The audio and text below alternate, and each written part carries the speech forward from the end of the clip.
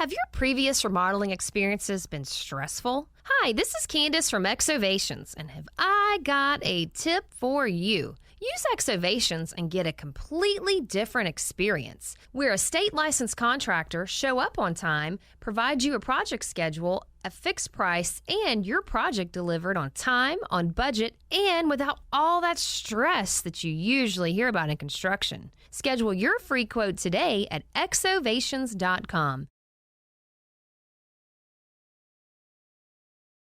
Well, welcome to the Janelle King Show. I'm Janelle King, and this is Extra 106.3, and this is where we discuss kitchen table topics that are typically banned from family gatherings, but are absolutely necessary in order to have a strong republic. And today's table topic, from real to fake, the effects of artificial intelligence on the human brain. So we're going to be filtering this entire show through that lens of whether or not we have been desensitized to AI, which I absolutely believe we have. And I believe I found a little bit of a pattern in how this has happened over time.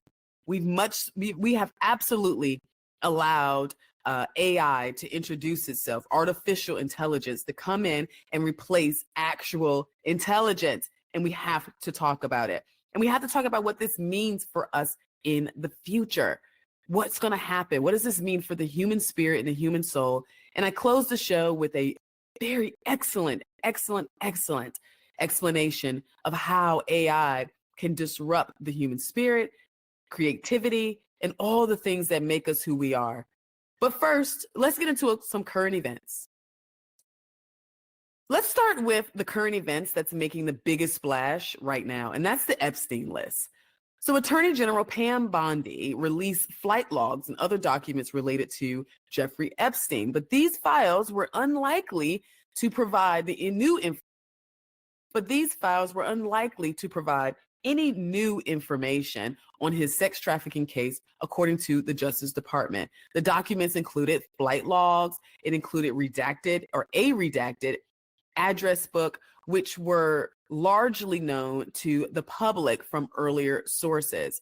Before the public release, binders labeled the Epstein Files Part 1 were given to public commentators and podcasters at the White House, which has drawn criticism for the lack of new content.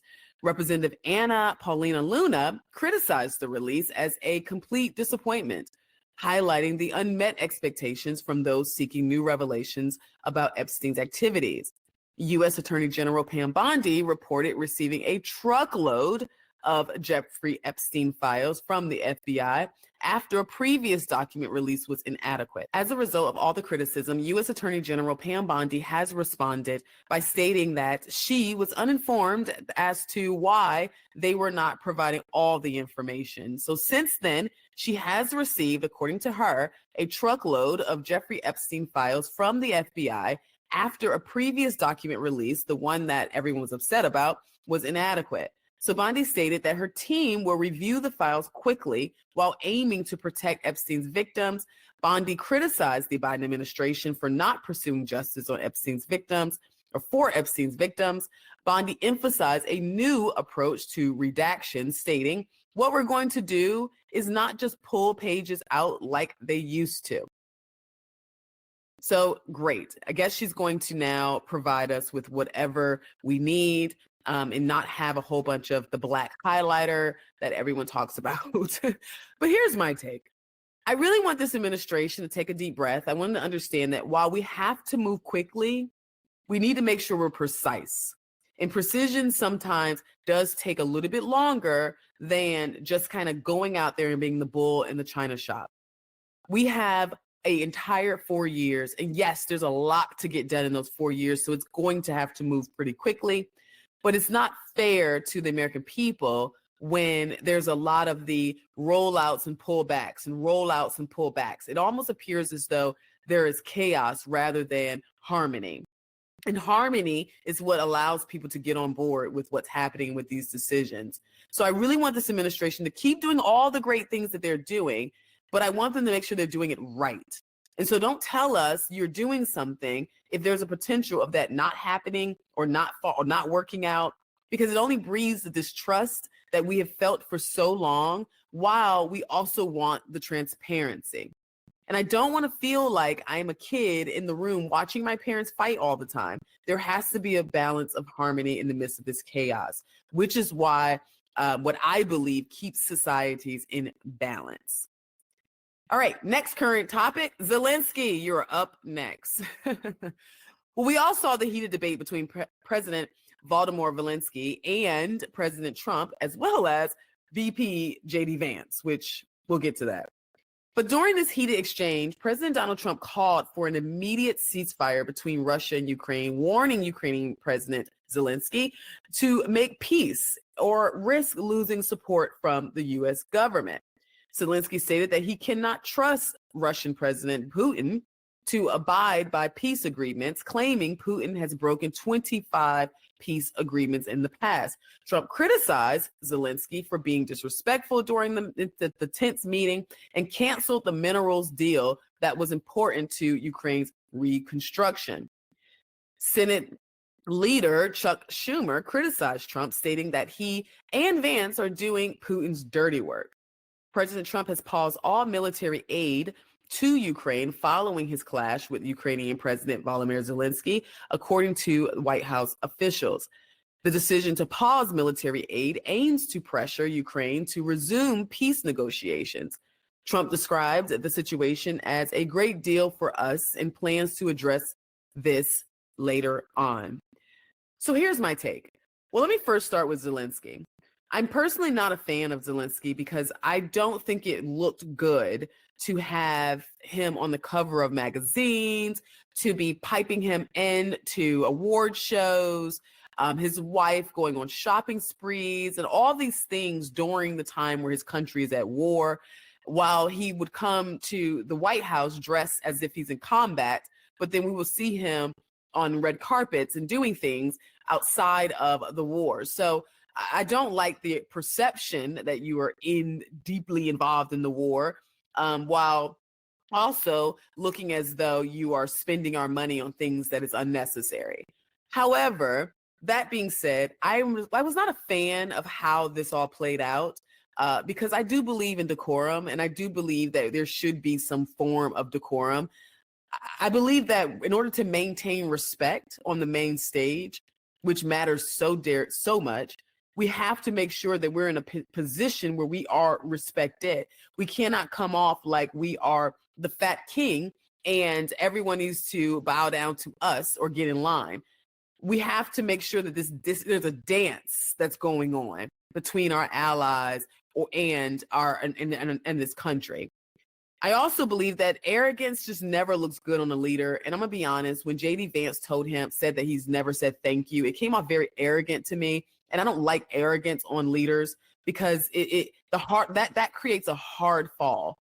Whenever you operate in that type of energy, it's only a matter of time before something happens. And then next thing you know, you have a very hard fall. And the reason being is because it's really hard to maintain that. No one's perfect. There will be mistakes. But most importantly, we are strong not only because of our military, not only because of the wealth that's in this country. We have the most millionaires and billionaires of any other country, but also because of the fact that we have our allies. And what you don't want is for the allies to come together and start saying things like, man, I think America's getting a little too big for their britches.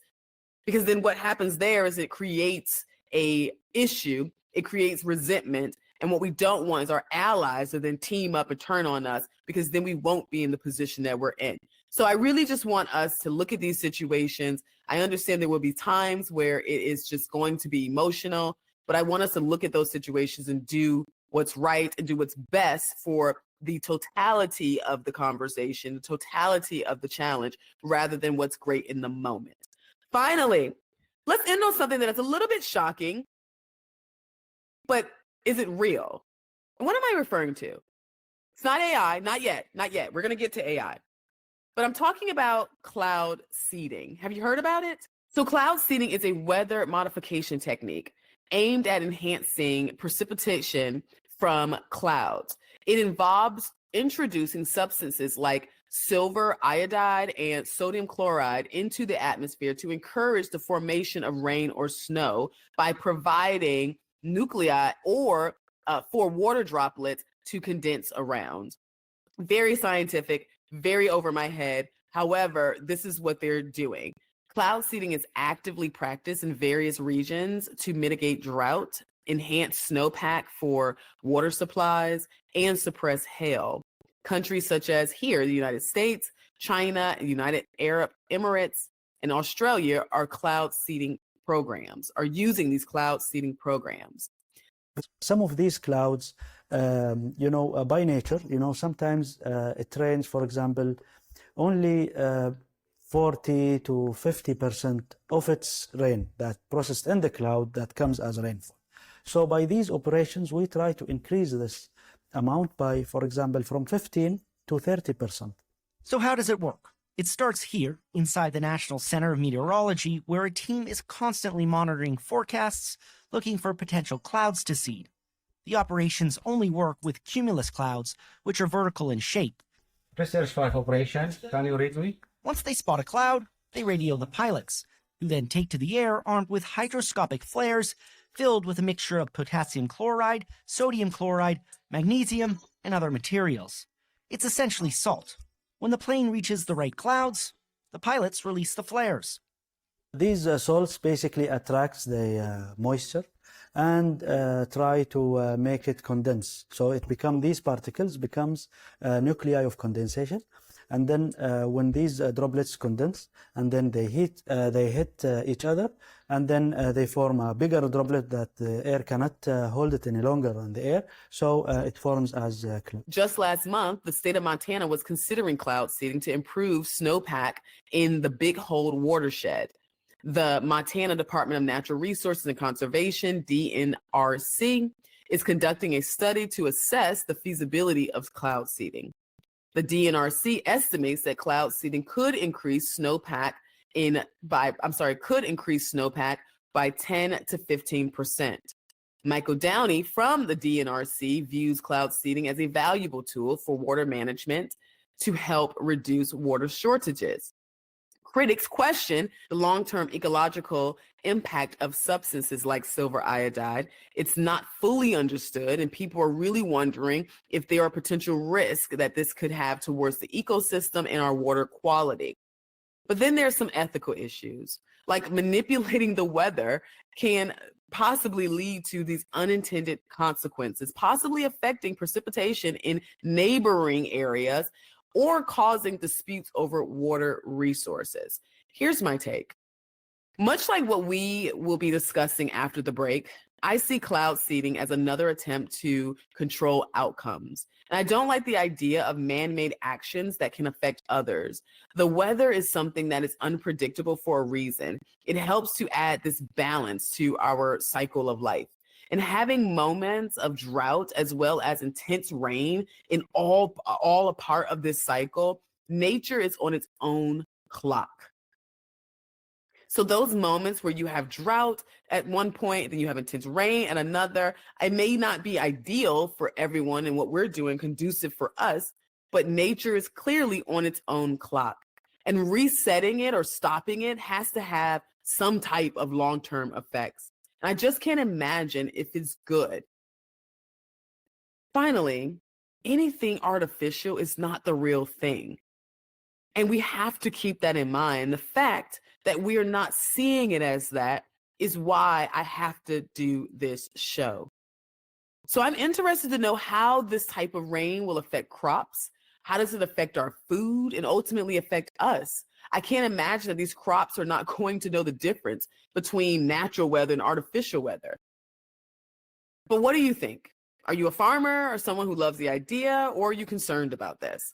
Because the weather is not the only thing that's artificial in our lives. It's also our intelligence.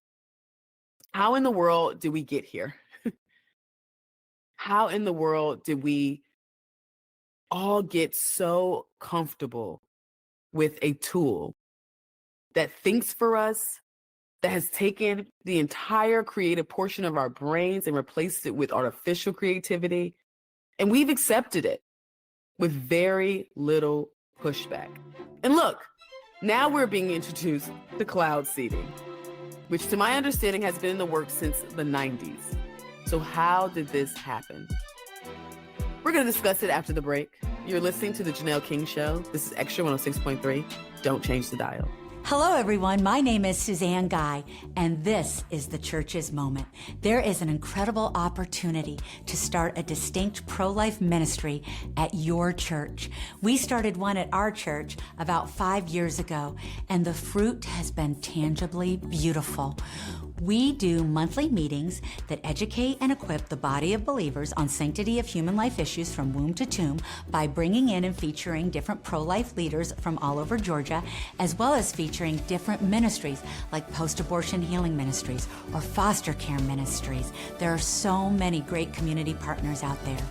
And then the second part of this pro-life ministry is having a care team. This is an opportunity to show moms in crisis, moms in unplanned, unwanted, or crisis pregnancies, that the church is the place to run to, that the church is a safe haven and a place to go for tangible help, real hope, true compassion, friendship, and discipleship. And yes, an opportunity to share the gospel in both word and deed. Brothers and sisters in Christ, will you consider starting a distinct pro-life ministry at your church? It's so easy. Please contact me today to find out how simple this is. You can contact me at my email, proverbs31:8@att.net. This is the Church's Moment. This is the Janelle King Show right here on Extra 106.3, where we discuss kitchen table topics that are typically banned from family gatherings, but are absolutely necessary in order to have a strong republic. And if you're joining us for the first time, don't worry. You can catch an encore episode tomorrow at 9 a.m. right here on Extra 106.3. And remember, our podcast drops every Tuesday wherever you get your podcast. And if you're feeling eager, you can watch the video podcast right now on YouTube. Just remember to subscribe to our YouTube and Rumble pages, and your likes, comments, and shares are always welcomed. Now grab a seat and let's get back to the table. Welcome back to the Janelle King Show. I'm Janelle King. This is Extra 106.3, and thank you so much for joining us. This is where we discuss kitchen table topics that are typically banned from family gatherings, but are absolutely necessary in order to have a strong republic. And today's kitchen table topic is from real to fake. Is it all fake? The effects of artificial intelligence on the human brain. And before the break, we discussed several current events, and I provided my take, one being on cloud seeding, or the act of creating artificial rain clouds to fight drought. I'm sure LA could have used some of that during those fires, but no, they didn't. It's being directed towards farmers and farmland, which means our food may be growing with artificial rain that has very little research, particularly on whether or not that will affect our food and how that food would affect us. So this is a bit concerning for me. But why are we not fighting this? Like, why aren't we asking more questions? Why aren't we talking about this on a greater scale? But nothing just happens, especially when you're talking about moving a mass group of people in one direction. So this simple thought process sent me on a rabbit trail that kickstarted a lot of thoughts, starting with, why am I personally so comfortable with using AI products? Sometimes it scares me when I see these deep fakes, and it scared me when I first saw them, when they first arose. But then I was intrigued when ChatGPT arose. So why didn't it completely turn me off the way deep fakes did? After all, it's very new. It has a lot of concerns. People are still trying to, we're trying to fill it out. But why did I find myself defending something that was just recently made? It didn't even exist until recently, and advocating for how it could be useful. But most interesting is the data that I found on who was embracing AI and who isn't. So based on my data, 85% of Gen Zers, which is ages 9 to 24, are extremely comfortable with using AI technology, 85%, as opposed to 75% of millennials, 55% of Gen Xers, 40% of baby boomers, and 20% of the silent generation are actively using AI. I think it's safe to say that the younger generation is more engaged, and that's not a shocker, simply because the younger generation tends to be more technologically savvy, but the older generation tends to be more corporate and in need of some of these tools. I happen to think that there's more to this story. So artificial intelligence is just that. It's artificial. It's void of emotion. At least today, it's void of emotion. Yet we ask it a question and we accept its response with minimal pushback. And I believe that the acceptance of AI is deeply linked to the rise of the intellectual class. And this push towards college attendance and relying on quote unquote experts. Dating back to the 1800s, the establishment of prestigious universities and the expansion of higher education allowed for a greater emphasis on research, scholarship, and liberal arts. Institutions like Johns Hopkins University was founded in 1876. It pioneered research-based education.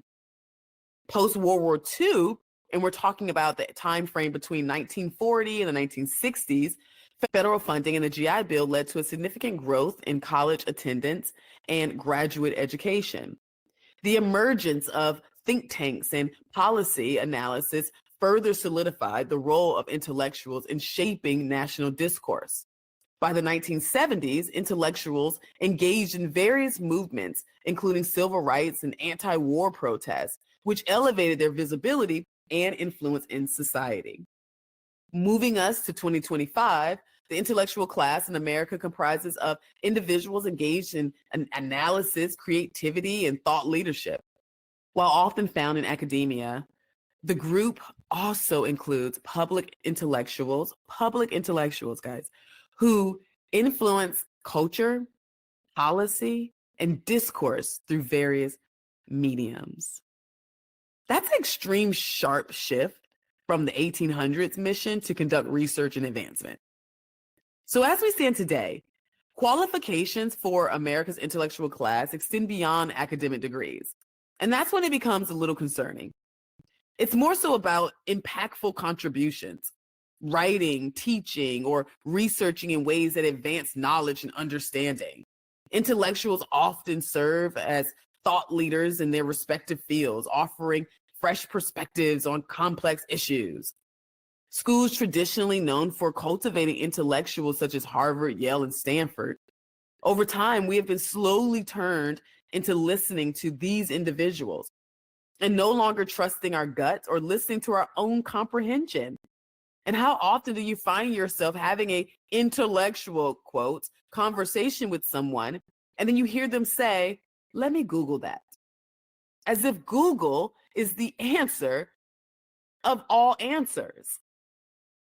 And we are told that these people provide valuable insights drawn from expert experiences and expertise. But the problem is that I have my own experiences, and what makes your experience more important than mine? The problem is that we have been conditioned, some more than others, to trust the thoughts and the perspectives of others, rather than leaning on the facts that existed for a lifetime, such as the discussion around men getting pregnant. I can't even believe we were having that. We all know that men cannot get pregnant, but we all had to sit through years of misgendering claims, of people listing their pronouns all on social media, and men calling themselves women, all because the intellectuals told us so. So here we are. These college-educated individuals went from research and development focused to social engineering, and it cannot happen without mass buy-in. So that leads me to the introduction of fact checkers. To be clear, the origin of fact checking dates back to the 1930s in print journalism, with dedicated departments in notable publications such as The New Yorker. These ethical standards was developed to uphold journalistic integrity. So far away from that. With the expansion of access in the 90s to information online and the corresponding rise of misinformation, the emergence of blogs and the use of generated content has caused these individuals to increase the need for reliable fact checking. In other words, The internet created opportunities for other voices to grow and influence, and that just can't happen because it takes us off of one track focus, which conditions us to be more reliant on technology and less reliant on ourselves. In the 2000s, we saw the launch of Snopes.com in 2003, factcheck.org in 2004, and 2008, PolyFact was founded. And by 2010, several online fact-checking organizations such as the Washington Post and the host of media outlets that have fact-checking departments that are used to control political discourse instead of fact-checking themselves came into play. And the use of AI and machine learning to aid in identifying and verifying claims faster was also introduced. So goodbye to individual reasoning and hello, artificial intelligence. And in the 2020s, we were now fully integrated, having fact-checking as a standard practice in media reporting, which includes any media commentating or reporting. What's interesting about all of this is that we fought a little bit against the fact checkers, but we didn't realize that we introduced them when we decided to bring in quote unquote experts all the time, rather than holding them accountable to the data or holding them accountable to giving us the facts and not their opinions. We had let it all happen. And now we have an increased partnership between fact-checking organizations and news outlets. Do I believe that this has been a plan since the 1800s? Absolutely not. But the use of the intellectual class has become a tool to assist with getting us to abandon our own reasoning and to lean into the reasoning of the so-called experts. So here we are. We have a ton of individuals who are leaning in to AI. And at this point, we can use AI for almost anything. But I want to share a story with you an article I recently read, and I just kind of summarized it. So bear with me. But I really, really want to share this with you because I think it's extremely important to notate this. In July, Matthew Van Annel received a Discord message from a hacker who knew all of his personal details about him, including private conversations from his workplace while he was working at Disney. The hacker claimed to have had access sensitive information related to Van's personal and professional life. Subsequently, the hacker published over 44 million Disney messages online and leaked Van Annel's personal information, including credit card numbers and social security details, leading to significant financial and emotional distress. And as a result of the breach, Disney's cybersecurity team initiated an investigation, which concluded that Van Annel had assessed inappropriate content on his work computer, a claim he denied. The investigation led to his termination, causing Van to lose his health insurance and substantial amount of income. He attributed the hacking incident to malware hidden in software he downloaded from GitHub, which allowed the hackers to steal his credentials stored in his password manager, 1Password. In the wake of the hack, Van struggled with panic attacks, overwhelming stress, eventually seeking legal recourse against Disney, demanding an 8-figure settlement of loss of wages and emotional distress. The incident raises concerns about cyber security vulnerabilities, especially as people work from home, making their computers potential targets for hackers.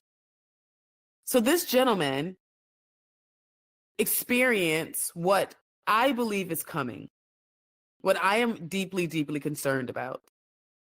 And it's the idea of us at one point using technology to serve us, but then turning all of our reliance over to technology to where now we are serving it.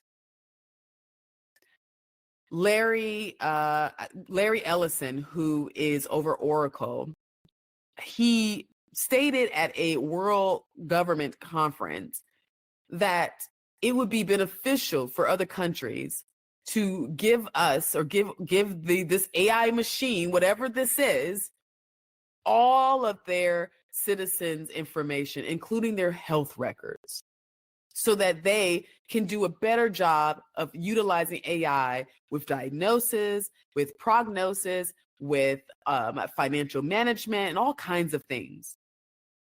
So he thinks that that is beneficial, that it is extremely helpful to provide all of our information essentially to the government.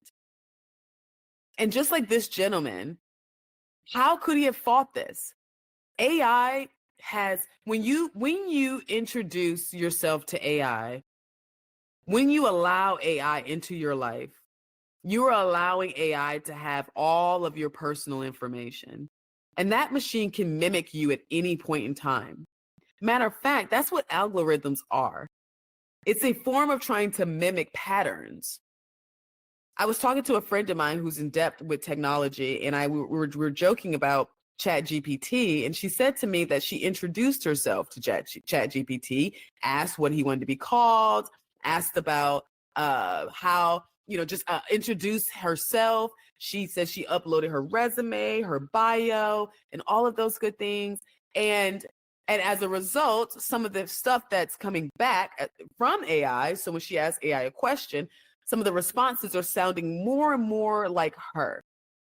And while that seems to be beneficial and helpful, and she's deeply involved in technology, so I think I trust that she knows how far to go.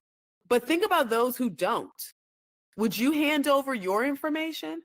I would like to know, how many of you who are listening, how many of you are utilizing AI? How are you utilizing AI?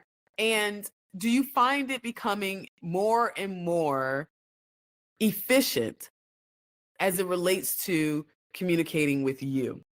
How are you utilizing this particular service? But you don't have to take my word for it, because I came across a video where there were a lot of concerns about the long-term effects of AI, particularly on the human spirit. And it's being discussed on a great scale. So I'm going to share that with you after the break. But I want to find out whether or not there are people who are concerned about the emotional toll that this technology can have on us, as well as the physical toll that it can have on us. And I want to know how many people actually understand what AI is. Because much like what I said last week about how we have gotten to a place now where we are purchasing things we don't own. What am I talking about? Any subscription service you have. If you have an online subscription service, you don't own those movies on Netflix, on Hulu. You don't own those books on Kindle or Audible. We think we do, but there's no physical copy. If our account went down, if our phones went down, if technology disappeared, how much of your life will disappear? These are the questions we have to ask ourselves. So after the break, I'm going to share a video with you that really hit home for me. And it made me question things. And I think that what we can do is, while we are in a position where we are in control of AI, we must stay there. Thank you so much for listening. Right after the break, we're going to be back, and I'm going to close with this video and final thoughts. You're listening to The Janelle King Show right here on Extra 106.3. Hello, everyone. My name is Suzanne Guy, and this is the Church's Moment. There is an incredible opportunity to start a distinct pro-life ministry at your church. We started one at our church about 5 years ago, and the fruit has been tangibly beautiful. We do monthly meetings that educate and equip the body of believers on sanctity of human life issues from womb to tomb by bringing in and featuring different pro-life leaders from all over Georgia, as well as featuring different ministries like post-abortion healing ministries or foster care ministries. There are so many great community partners out there. And then the second part of this pro-life ministry is having a care team.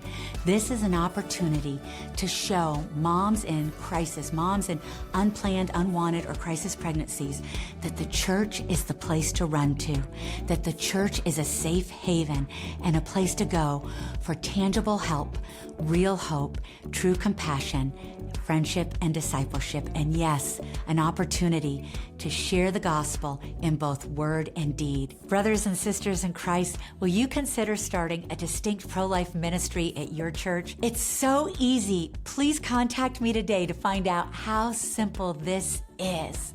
You can contact me at my email, proverbs31:8@att.net. This is the Church's Moment. This is the Janelle King Show right here on Extra 106.3, where we discuss kitchen table topics that are typically banned from family gatherings, but are absolutely necessary in order to have a strong republic. And if you're joining us for the first time, don't worry. You can catch an encore episode tomorrow at 9 a.m. right here on Extra 106.3. And remember, our podcast drops every Tuesday wherever you get your podcast. And if you're feeling eager, you can watch the video podcast right now on YouTube. Just remember to subscribe to our YouTube and Rumble pages, and your likes, comments, and shares are always welcomed. Now grab a seat and let's get back to the table. That's right. This is the Janelle King Show right here on Extra 106.3. And this is where we discuss kitchen table topics that are typically banned from family gatherings, but are absolutely necessary in order to have a strong republic. And today's table topic is From Real to Fake: The Effects of Artificial Intelligence on the Human Brain. I wanted to close the show by sharing a clip from an interview I found regarding long-term effects of AI on the human spirit. Whitney Webb in the video has been known to be a bit controversial. I'm not endorsing all of her research because I can't confirm the validity of all of her claims personally, but I totally agree with her take on this topic.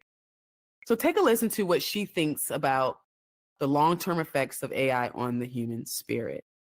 So one of those is that, AI will they say, invariably lead to a division of society. Essentially, they don't use this term, but I will use it, into classes of haves and have-nots. But the way they define it is a little different.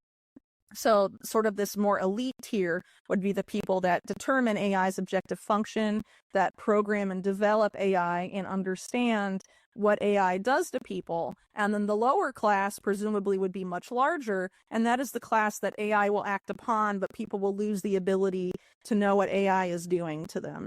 And they argue that this process of people losing the ability to know what AI is doing to them will happen because of this phenomena they refer to as cognitive diminishment, which is sort of this idea that's pretty easy to verify. If you stop doing mental math and use a calculator all the time, it gets harder and harder and harder to do mental math. And the same is true for really like any skill that you don't practice. So they argue that because of the convenience of AI and how it's been creeping into our lives, and I think we've seen this a lot since the advent of generative AI, it will become harder and harder and harder and eventually impossible for people to do certain things, including make decisions for themselves, because the AI will tell you where to go. It will tell you what music to listen to. It will tell you what clothes to buy.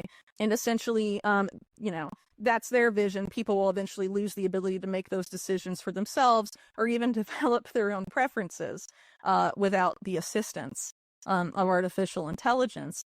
And so obviously the way to fight against that is to not outsource all of your decision-making and skills to that. And unfortunately, I think as we've seen with the rise of generative AI, people are creating less. People are outsourcing their creativity to AI, have AI make art for me, have AI write things for me. And eventually that leads to a world where in a generation, people don't know how to create art or create music or write without AI.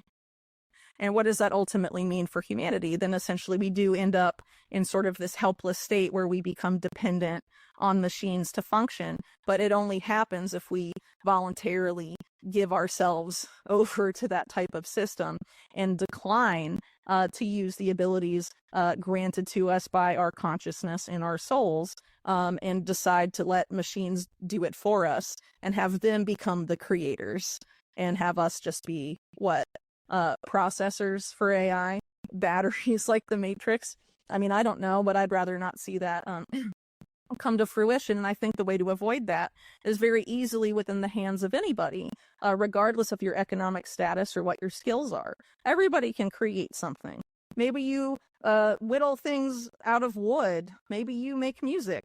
Maybe you make art, visual art, or other, woven art. I don't know. There's all sorts of things people do. People have always been creating ever since we've existed as a species. And I think if we surrender that, then the post-human future would be an inevitability. And that's essentially what these people are hoping for. And I think it's important for people to fight against that. And I think when people talk about resisting this agenda, this is something that inherently gets left out of that discussion. And I don't think it should be at all. Because again, I don't think people are really reading what a lot of these architects of AI policy are thinking and saying. People are just willingly using it because it's convenient, it's easy, but without really thinking about long-term consequences. And I'm sure people that have been using generative AI, I don't know, in independent media to generate content for your site, has it gotten harder to write those things after using it for a year? Probably. For those people, I would wager. And that type of phenomena is only going to get worse. And what happens when we can't even think for ourselves anymore? Because stopping creating, not being able to write, eventually you're not going to be able to think without the help of this algorithm. And again, as I mentioned earlier, AI is prone to hallucinating, seeing realities that aren't there, and all sorts of things. And how deep could we get dragged into some sort of artificial illusion if we sort of outsource our thinking and our creativity to this type of entity? It's kind of funny because Schmidt and Kissinger argue that these Guys, what I believe I just heard is that AI can be a great passenger, but it should never be in the driver's seat. So hold on to your traditional values. And if you've lost them, I encourage you to find them again. Go do something creative. I used to paint a long time ago, and I stopped. And then I went to a painting date night with my husband, and I was a little nervous because I wasn't sure which skills I still had and what I didn't have.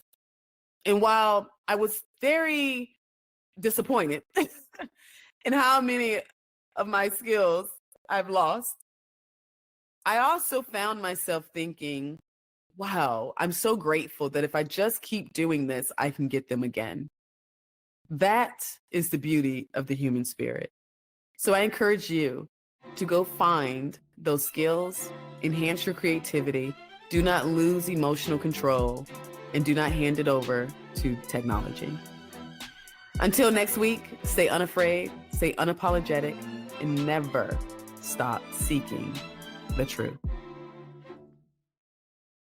Have your previous remodeling experiences been stressful? Hi, this is Candace from Exovations, and have I got a tip for you? Use Exovations and get a completely different experience. We're a state licensed contractor, show up on time, provide you a project schedule, a fixed price, and your project delivered on time, on budget, and without all that stress that you usually hear about in construction. Schedule your free quote today at exovations.com.